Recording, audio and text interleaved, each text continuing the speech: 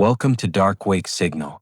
A deep-sea operation encountered something that wasn't listed on any chart, didn't react to contact, and didn't behave like life as we understand it. What followed wasn't a disaster report, but a pattern that kept repeating quietly and precisely. If you're watching this unfold, hit subscribe, leave a like, and let us know in the comments where you're watching from. Signal received. Let's dive in. The operation was authorized under deep reconnaissance protocols. Weather conditions at deployment registered within acceptable margins. Sea state moderate. Vessel integrity verified across all compartments prior to descent. The mission objective involved structural assessment of a charted anomaly on sonar, initially classified as geological debris at significant depth. Commander Edric Vassard oversaw submersible operations from the command module. Chief Diver Lucien Calder Ashcombe was designated as primary external operative. Safety diver Ronan Ilya Montreux was assigned as visual escort and emergency contact. The descent began at 6:14 hours. Initial telemetry showed no deviation from expected parameters. Pressure hull integrity remained stable. Propulsion systems operated within tolerance. Oxygen reserves were confirmed at operational maximum. The target depth was marked at 1,840 meters. At 1,200 meters, sonar began returning inconsistent readings. Not a malfunction. The contact did not match known topography. Its shape was irregular. Its position remained stationary, but its contour shifted across successive pings. Subtly, gradually, without visible motion. Vassard logged the observation as a probable density gradient in water composition. Thermal layers were known to distort returns at extreme depth. The descent continued. At 1,600 meters, propulsion resistance increased. Not abruptly. The submersible did not slow. Thruster output did not escalate. But the sensation of drag registered through the hull, a faint, sustained pressure that was not current and did not correspond to descent angle. Vassard adjusted trim. The resistance did not change.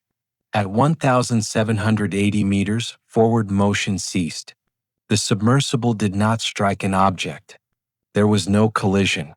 No audible impact. The vessel simply stopped advancing as though suspended in a medium denser than water. Propulsion was increased by increments. The submersible did not move. Vassard issued a diagnostic sweep. All mechanical systems returned normal function. Hull pressure remained within expected limits. Thruster output was verified. There was no indication of entanglement or obstruction.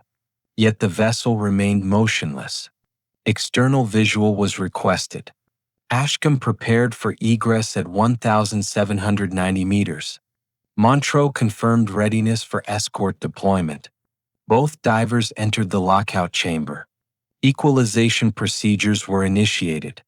Pressure stabilization required 11 minutes. At 8:03 hours, the external hatch was opened. Visibility was limited to 8 meters in any direction. Lighting systems cast narrow corridors through suspended particulate. The water was not murky, it was dense, stratified as though thickened by depth itself. Ashcombe exited first. His tether line extended 12 meters from the submersible. Montreux followed at a distance of 4 meters, maintaining visual contact as per protocol. Initial survey revealed no obstruction against the hull. No debris. No geological contact. The forward section of the submersible appeared clear in all visible directions. Ashcombe advanced along the vessel's starboard flank, inspecting seams and external fixtures. At 6 meters from the bow, his light swept downward. The surface below was not rock. It was not sediment. It was not wreckage. Ashcombe did not speak immediately.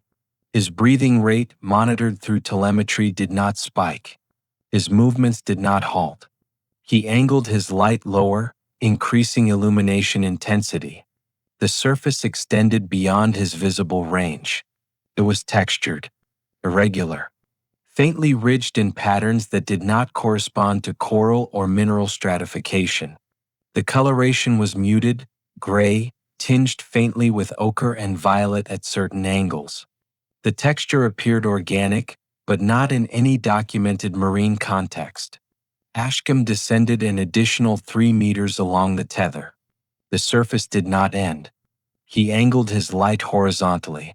The beam tracked across the expanse in silence. There was no edge, no boundary. The material extended in all directions within visible range, curving gently downward into deeper shadow. Montreux moved closer, maintaining position above Ashcombe. His light joined the sweep. Neither diver transmitted verbal observation. Vossard requested status through internal comms. Ashcombe replied with measured brevity, surface contact below. Unidentified composition. Organic possibility. Vossard asked for classification. Ashcombe did not answer immediately. He descended another 2 meters. His light moved across the surface in slow, deliberate arcs. The texture remained consistent, dense, fibrous, vaguely ridged. It did not move. It did not react to proximity or illumination. Ashcombe extended one gloved hand toward the surface. He did not make contact. At a distance of less than 30 centimeters, he stopped. His hand remained suspended. His breathing, audible through comms, did not accelerate. He withdrew. Vossard repeated the request for classification. Ashcombe's response was quiet, deliberate, unknown. Biological structure suspected. Scale exceeds visual confirmation. Montreux asked if samples were required. Ashcombe did not respond. He rose slowly along the tether, retracing his descent. Montreux followed. Both divers moved aft along the submersible's exterior, inspecting additional sections. No obstruction was present above the equivalent waterline. The vessel appeared suspended, not resting on the surface below, but held in place by proximity alone. Ashcombe directed his light downward once more. The beam penetrated 8 meters before fading into particulate haze. The surface remained visible throughout that distance. Uniform. Unbroken. He adjusted the angle, sweeping the light laterally. The surface did not curve away. It did not slope. It simply continued, flat and endless, as though the submersible were hovering above a plateau with no discernible edge.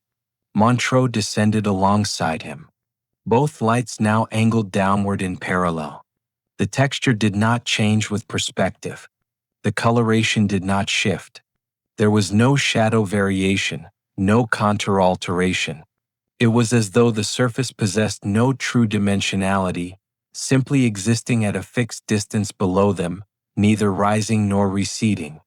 Ashcombe reported, "No variation detected. Surface extends beyond illumination range. No geological correlation." Vossard asked if forward clearance was possible. Ashcombe did not answer. Instead, he angled his light forward, tracing the direction the submersible had been traveling before it stopped. The beam extended as far as visibility allowed. The surface remained present throughout. Montreux did the same, angling his light to port. The surface was there as well. Ashcombe moved to the starboard side. The surface remained the same. The submersible was not positioned above a single mass. It was surrounded by it.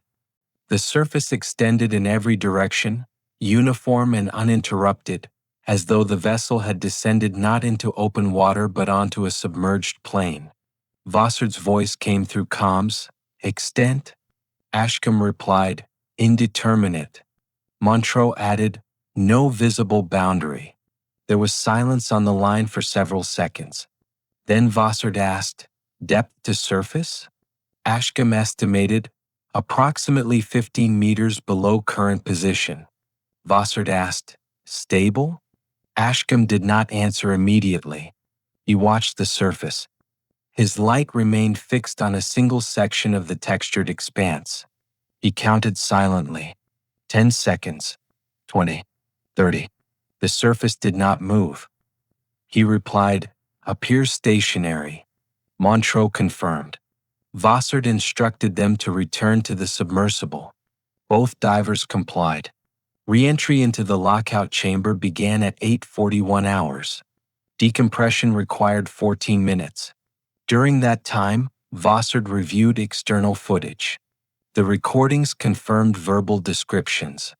The surface was visible. Its extent was not. Its nature remained undefined. When the divers returned to the command module, Ashcombe removed his helmet without visible urgency. His expression was neutral. His movements were deliberate. Vossard asked for assessment. Ashcombe stated, "The submersible is positioned above a biological mass. The entity does not appear modal. No propulsion structure visible. Size exceeds sonar range. Depth relative to seafloor cannot be determined." Vossard asked if the mass presented a hazard. Ashcombe paused, then said, "It does not react to presence. It did not respond to light, proximity, or sound. No motion detected." Montreux confirmed this. Vossard did not request a secondary survey. He reviewed propulsion data instead. Forward thrust remained available. Reverse thrust had not been tested. The decision was made to attempt gradual reversal. At 9:10 hours, reverse propulsion was engaged at minimal output. The submersible did not move. Output was increased incrementally. At 30% thrust, the vessel began a slow backward drift. No obstruction impeded motion. No resistance was felt. The submersible cleared the contact zone at 9:22 hours. Ascent was initiated immediately. Sonar continued tracking the mass during ascent. The returns remained consistent, irregular, immense, motionless. At 1,200 meters, the contact began to blur into ambient noise. At 800 meters, it was no longer distinguishable. The submersible surfaced at 11:47 hours. No personnel reported injury. No equipment failure was recorded. The recovery vessel retrieved the submersible without incident. External inspection revealed no hull damage. No biological material adhered to any surface. No residue. No trace. Ashcombe and Montreux disembarked in silence. Vossard remained aboard, reviewing data logs with the technical crew. All systems had functioned normally. All readings had remained within parameters. The only anomaly was the stoppage and the surface beneath. At 1300 hours, preliminary debriefing was conducted. All three personnel were present. Vossard presented the timeline. Ashcombe described external observations. Montreux corroborated visual contact. The presiding officer asked if samples had been collected. Ashcombe stated that no contact had been made. The officer asked why. Ashcombe replied, "It was not advisable." The officer asked for clarification. Ashcombe said, "The mass did not react to our presence.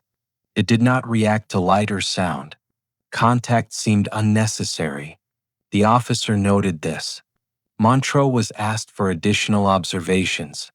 He stated, "It didn't feel like terrain. It felt like we were looking at part of something larger." The officer asked him to elaborate.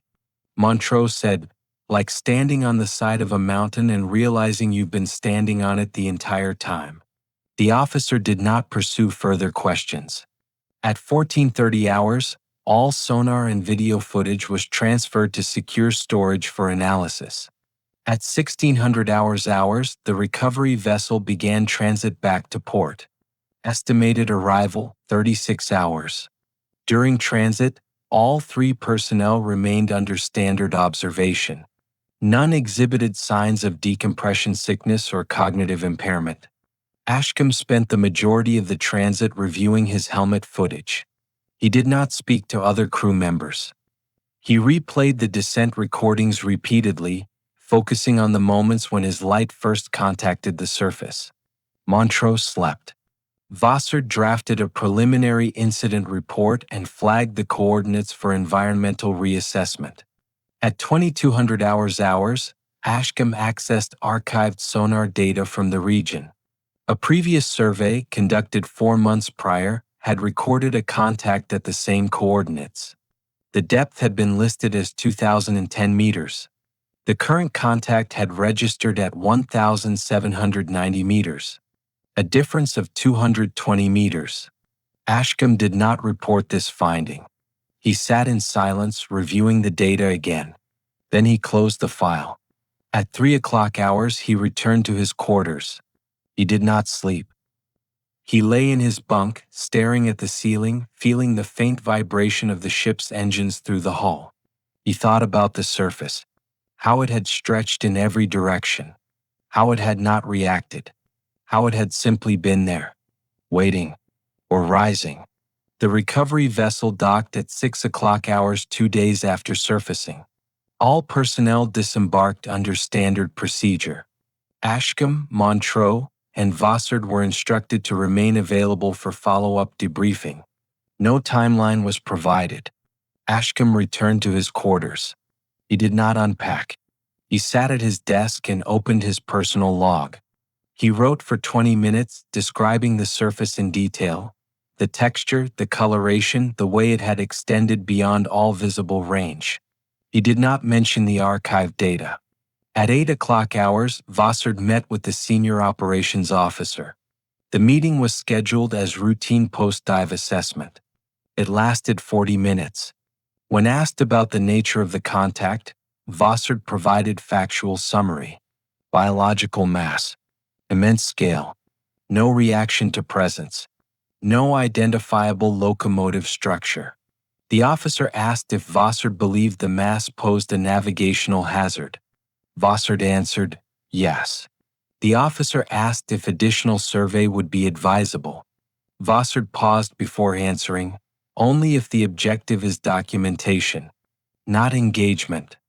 The officer asked what he meant. Vossard said, the entity did not respond to us. We could not affect it. Any future operation should proceed with that understanding. The officer noted this and dismissed him. At 10 o'clock hours, Montreux reported to medical for standard post-dive evaluation. Vitals were normal. Cognitive function tested within expected range. No physiological abnormalities were detected. The attending physician asked if he had experienced any unusual symptoms. Montreux said, no. The physician asked if he had any concerns about the dive. Montreux hesitated, then said, the thing we saw. It didn't feel like it belonged there. The physician asked what he meant. Montreux said, it felt like we were the ones who didn't belong.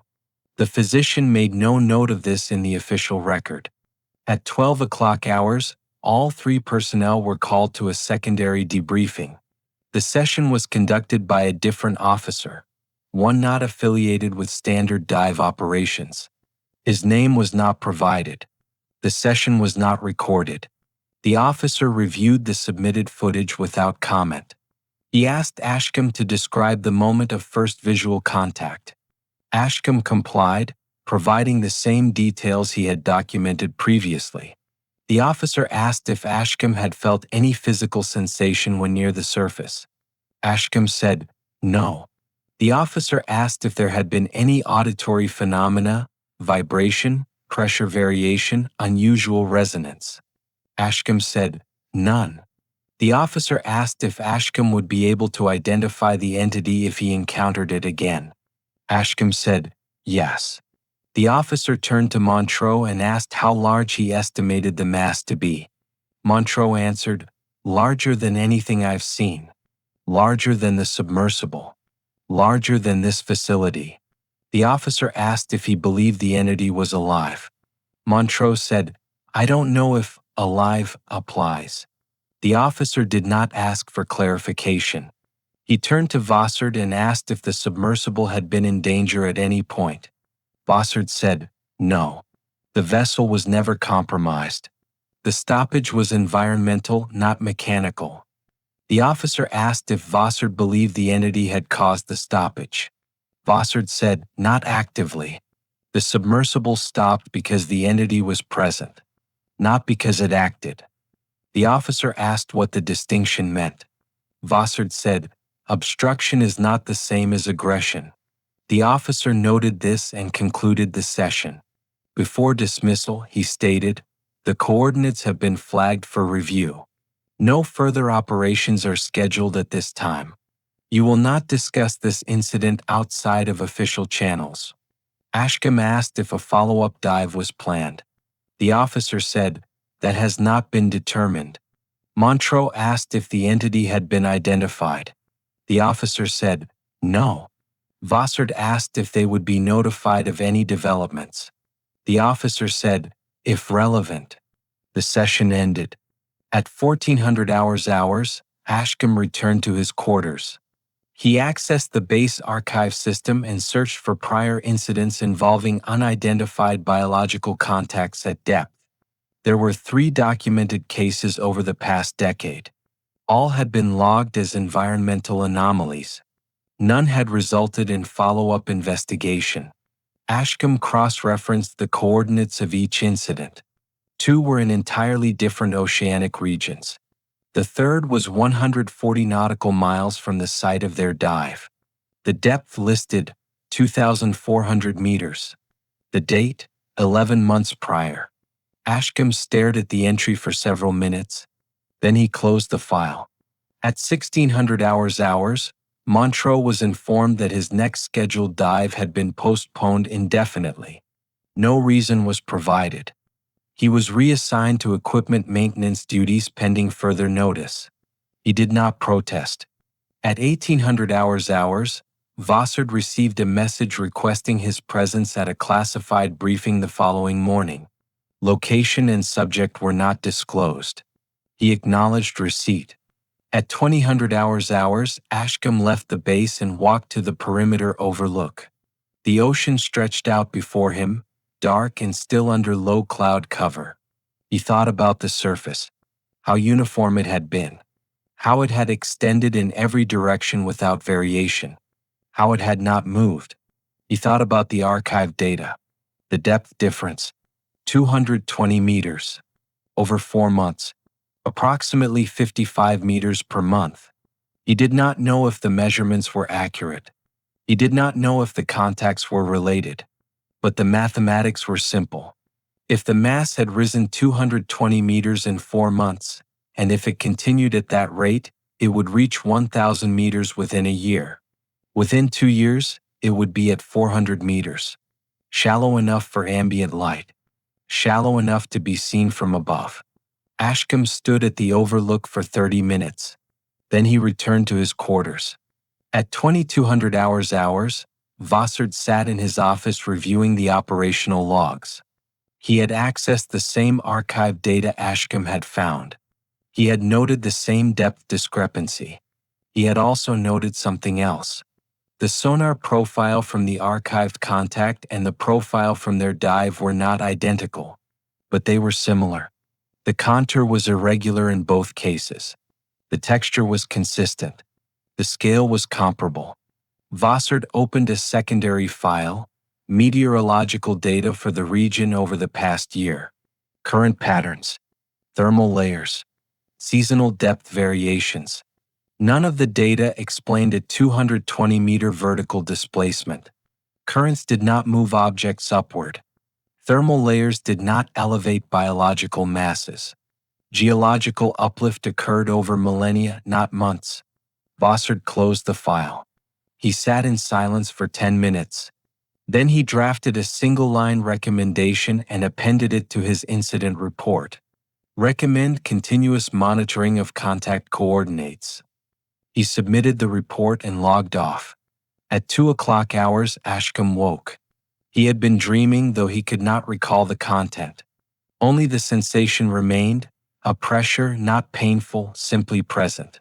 Persistent. He lay in his bunk, listening to the faint hum of ventilation systems, and tried to determine whether the sensation was psychological or physiological. He could not. At 6:00 hours, Vossard attended the classified briefing. 3 other officers were present. None were introduced.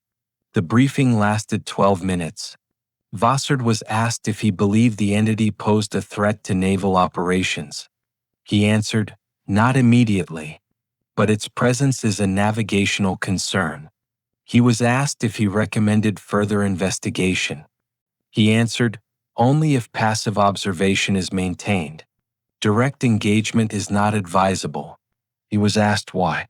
He said, "The entity did not respond to our presence. Attempting to provoke a response would be operationally unsound." One of the officers asked if Vossard believed the entity was capable of response. Vossard said, "I don't know." Another officer asked if he believed the entity was aware of human presence. Vossard said, "I don't know." The third officer asked if Vossard believed the entity was dangerous. Vossard paused, then said, "Danger implies intent. I don't believe this entity operates with intent, but that does not mean it is safe." The briefing concluded without further questions. Vossard was instructed to resume normal duties. He was told he would be notified if additional information became available. He was not told when. At 8 o'clock hours, Ashcombe was summoned to the operations office. He was informed that his next assignment had been reassigned to another diver. No explanation was provided. He was placed on standby status. He asked if this was related to the recent dive. The operations officer said, "Scheduling adjustment." Nothing more. Ashcombe did not press further. At 10 o'clock hours, Montreux was conducting routine equipment inspection when he noticed a requisition order for sonar buoys. The order was dated 2 days prior. Deployment location was listed as classified. He mentioned this to a colleague. The colleague said he had heard similar orders were being processed for deep water monitoring arrays. Montreux asked where. The colleague said he didn't know. At 12 o'clock hours, Vossard received a follow-up message. A remote monitoring station was being established. Coordinates were not disclosed. He was asked if he would be willing to consult on operational parameters. He agreed. At 1400 hours, Ashcombe returned to the archive system. He expanded his search to include all deep-water biological contacts over the past 5 years. There were 11. 6 had been logged as marine life: whales, large squid, unidentified but presumed biological. 5 had been logged as unclassified. Of those 5, 3 included depth measurements: 2,400 meters, 11 months prior; 2,610 meters, 18 months prior; 2,840 meters, 24 months prior. All within 200 nautical miles of each other. All at progressively shallower depths. Ashcombe calculated the rate.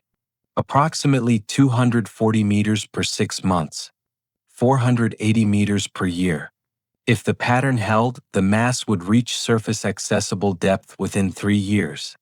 Possibly less. He closed the archive. He did not file a report. At 1600 hours, a technician arrived at the dive equipment bay to inspect the submersible used in the recent operation. Standard post-dive maintenance. The inspection took 90 minutes. No anomalies were found. No biological material. No structural damage. No residue of any kind. The submersible was cleared for future deployment. At 1800 hours, Montreux was released from duty for the day. He walked to the same perimeter overlook Ashcombe had visited the night before. He stood there looking out at the water. He thought about the surface, how it had stretched beyond sight, how it had not reacted when they approached, how it had simply been there. He wondered if it was still there. He wondered if it had moved. At 2000 hours, Vossard was alone in his office when he received an encrypted message. The sender was not identified. The message contained a single line: monitoring initiated. Data restricted. He acknowledged receipt. He did not ask for clarification. At 2200 hours, Ashcombe sat at his desk, reviewing his personal notes. He had written everything he could remember. Every detail. Every measurement. Every observation. He read through the notes twice. Then he opened a blank document and wrote a single question. What happens when it reaches the surface? He did not answer it. He saved the file and closed his terminal. At midnight hours, the base was quiet. Most personnel were asleep. A few remained on night watch.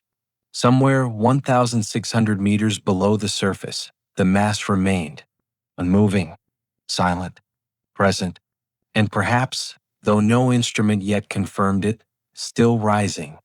3 weeks passed. Ashcombe remained on standby. No assignments were issued. No explanation was provided.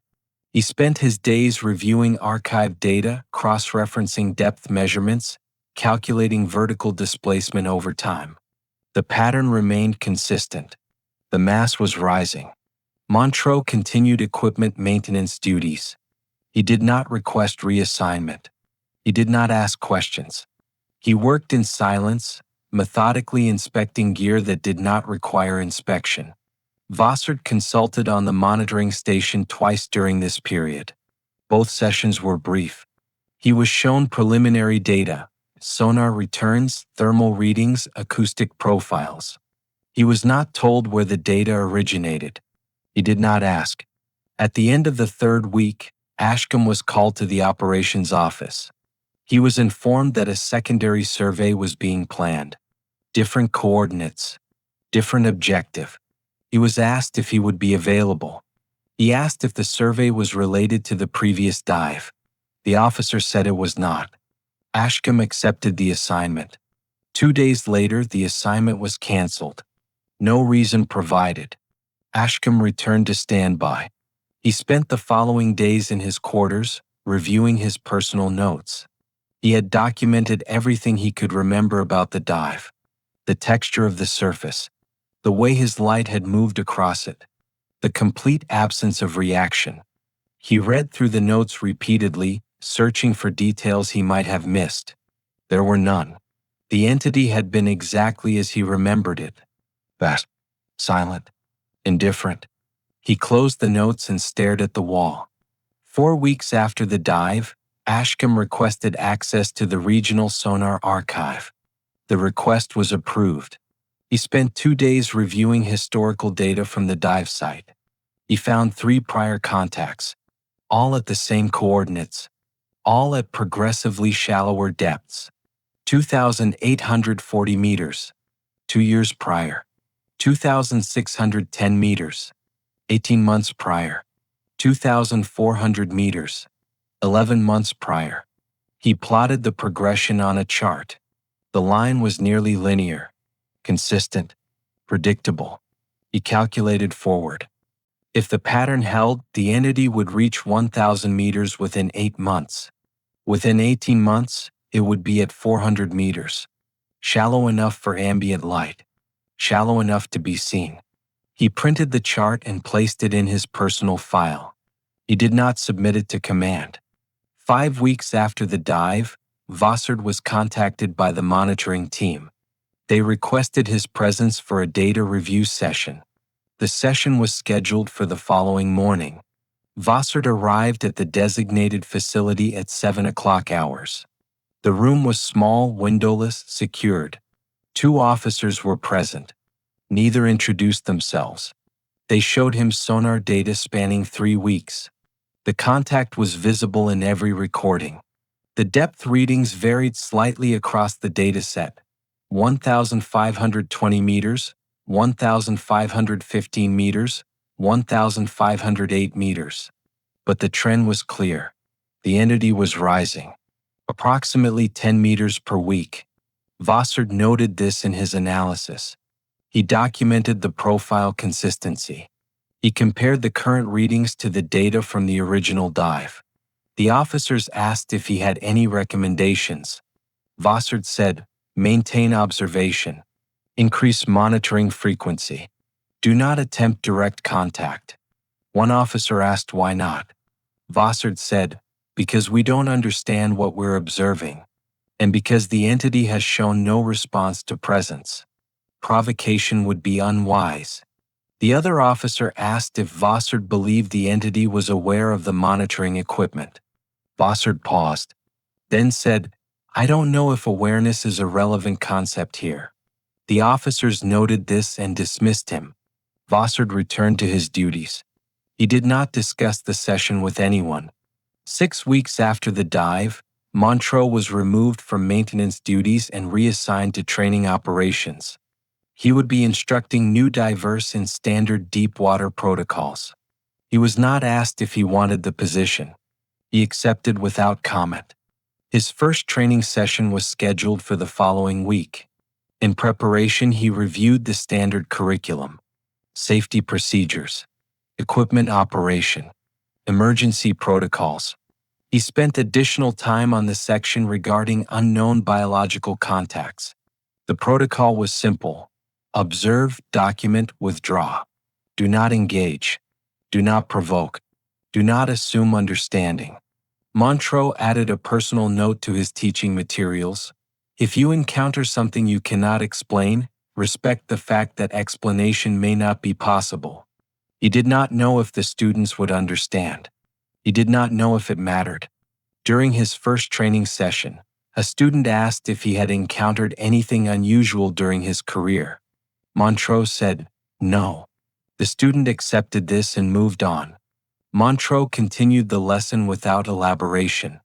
But that evening, alone in his quarters, he reviewed his own footage from the dive. He watched the moment when his light first contacted the surface. He watched himself descend alongside Ashcombe. He watched the surface extend in every direction, uniform and endless. He watched himself realize how small he was. He turned off the footage and sat in silence for an hour. 7 weeks after the dive, Ashcombe received a message. It was not official. It was from a colleague stationed at a different facility, someone he had trained with years prior. The message was brief: heard you encountered something. Is it true? Ashcombe did not respond immediately. He considered the question carefully. He thought about the implications of confirming the encounter. He thought about the restrictions on discussing the incident. He thought about the entity. After an hour, he replied, yes. The colleague sent a follow-up. What was it? Ashcombe stared at the question for several minutes. Then he wrote, I don't know. The colleague sent a final message. Are you okay? Ashcombe replied, yes. He was not certain this was true. The colleague did not write again. 8 weeks after the dive, Vossard was contacted again by the monitoring team. This time he was asked to review a more extensive data set, 4 weeks of continuous observation. The contact had been recorded at 1,510 meters, still rising. Vossard compared this to his previous analysis. The rate of ascent had remained consistent, approximately 35 meters per week. He documented this and submitted his report. The officers reviewing his analysis asked if the consistency concerned him. Vossard said, yes. They asked why. He said, because consistency implies intent, or at minimum biological function, neither of which we understand. The officers asked if he believed the entity would continue rising. Vossard said, I have no reason to believe it will stop. They asked what would happen if it reached shallow depth. Vossard said, that depends on what it is, and we don't know what it is. The officers thanked him and concluded the session. Vossard left the facility and returned to his quarters. He did not sleep well that night. He dreamed of the surface, vast and silent, extending beyond sight. He dreamed of the submersible, suspended in water that felt too thick, too heavy. He woke at 3 o'clock hours and did not return to sleep. 10 weeks after the dive, Ashcombe was reviewing routine operational reports when he noticed a pattern. 3 separate dive operations in different regions had been postponed over the past month. All had been scheduled for depths exceeding 1,500 meters. No reason was listed for the postponements. Ashcombe cross-referenced the coordinates. None were near the original dive site, but all were in the same oceanic basin. He wondered if other contacts had been detected. He wondered if the entity was not unique. He did not pursue the inquiry. 12 weeks after the dive, Montreux was approached by a student during a training exercise. The student asked if deep-water dives ever involved encounters with large marine life. Montreux said, "Sometimes." The student asked if it was dangerous. Montreux considered the question carefully. He thought about the entity. He thought about how it had not reacted. He thought about the implications of that indifference. He said, "Usually not. Most large animals avoid divers. They recognize us as foreign and move away." The student asked if there were exceptions. Montreux paused, then said, "Sometimes you encounter something that doesn't avoid you, but it doesn't approach either. It just exists, and you realize you're not important enough to acknowledge." The student looked confused. Montreux continued, "The dangerous animals are the ones that see you as prey or threat. The truly unsettling ones are those that see you as nothing at all." The student asked what he meant. Montreux said, "When something looks at you and decides you're not worth noticing, you understand scale in a way you never did before." The student did not understand. Montreux did not elaborate, but he thought about it for the rest of the day. 14 weeks after the dive, Vossard was summoned to another briefing. The session was unscheduled. 3 officers were present. None had been at previous briefings. Vossard was asked to describe the entity's appearance in exhaustive detail. He complied. He described the texture, fibrous, ridged, dense. He described the coloration, gray with ochre and violet undertones.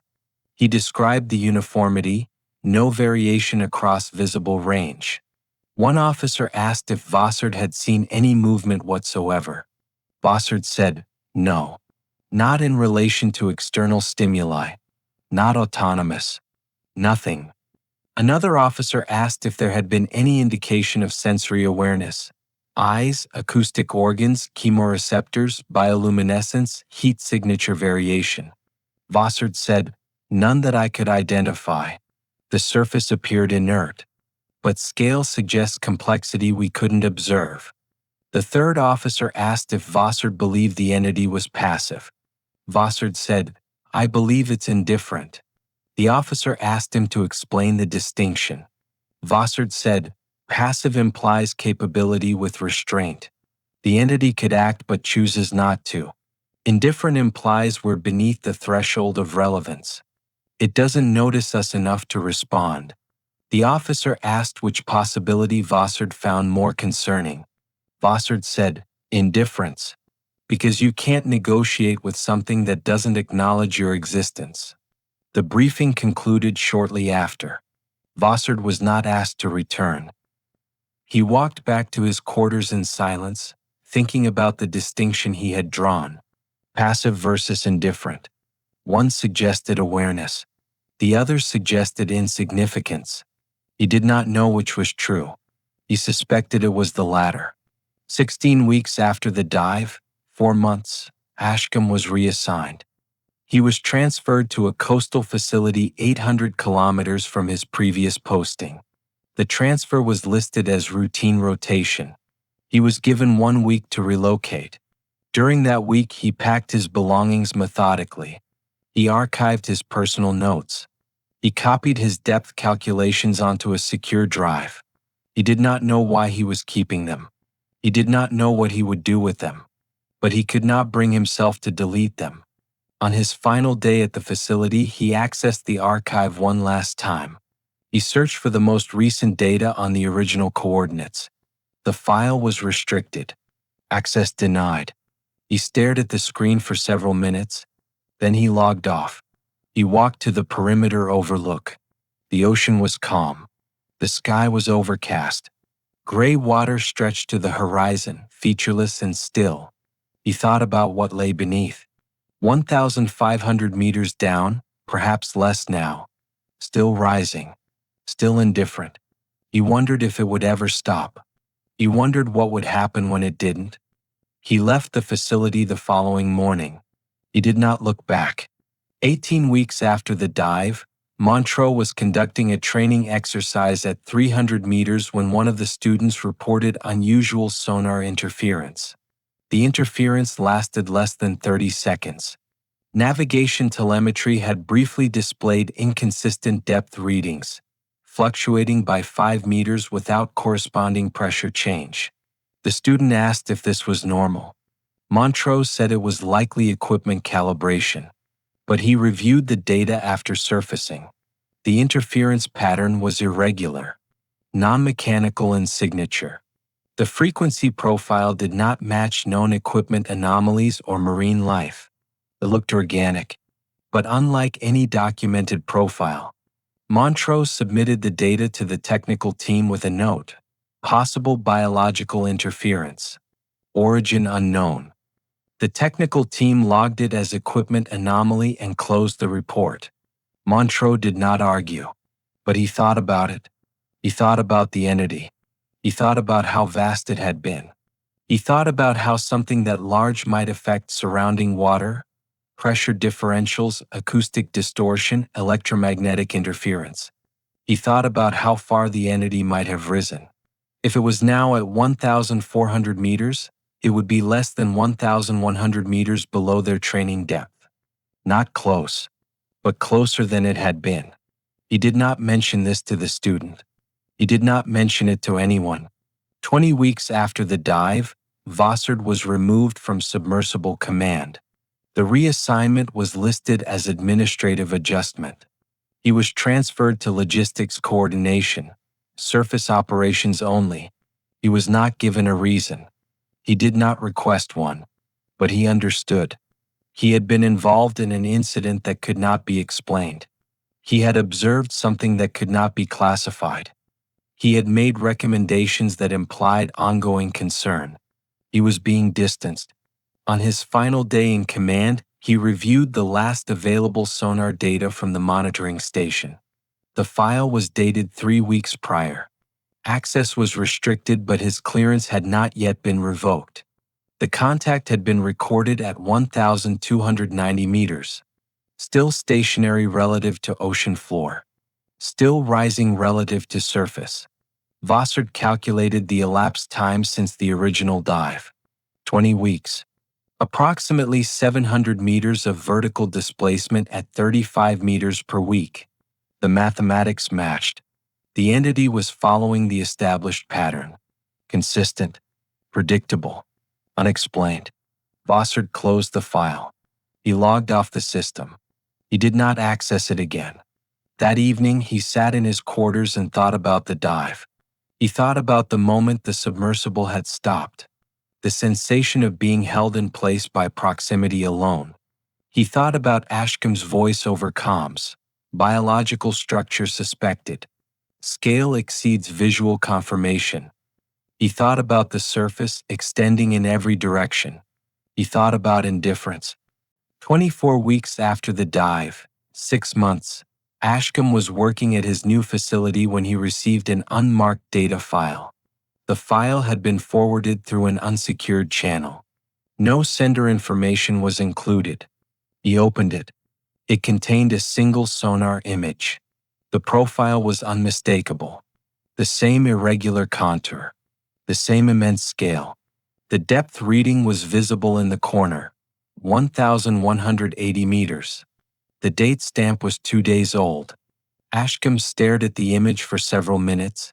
He calculated. 6 months.